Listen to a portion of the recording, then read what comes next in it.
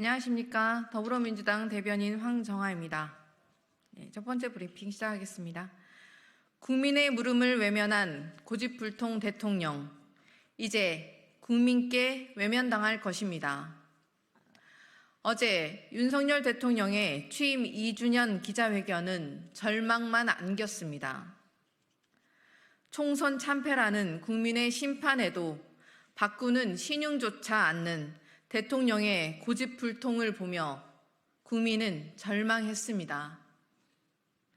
거듭되는 국민의 물음에도 윤 대통령은 무엇 하나 제대로 답변하지 않았습니다.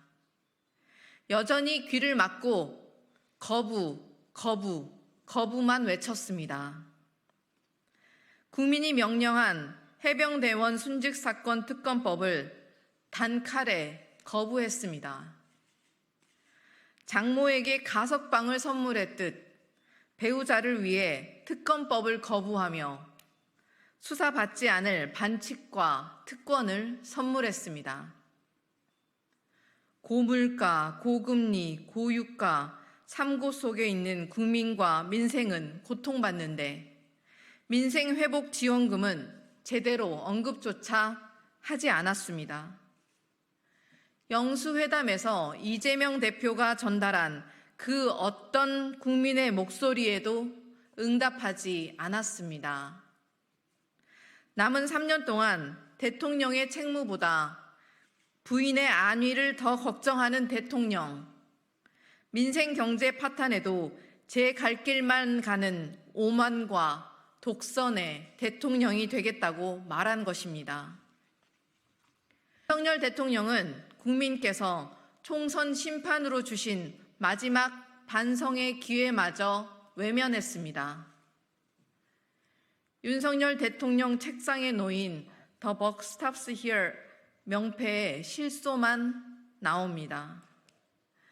국민을 외면한 고집불통 대통령은 국민께 외면당할 것입니다.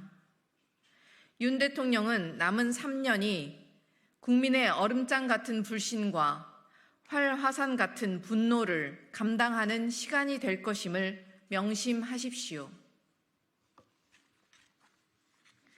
두 번째 브리핑입니다. 윤석열 정부, 일본이 라인 강탈 야욕을 꺾지 않는다면 상응 조치에 나서야 합니다. 일본이 라인을 강탈하려는 속내를 감추지 않고 있습니다. 일본 정부와 여당은 전방위로 네이버의 지분 매각을 압박하고 라인 야후는 한국 지우기에 본격적으로 나섰습니다.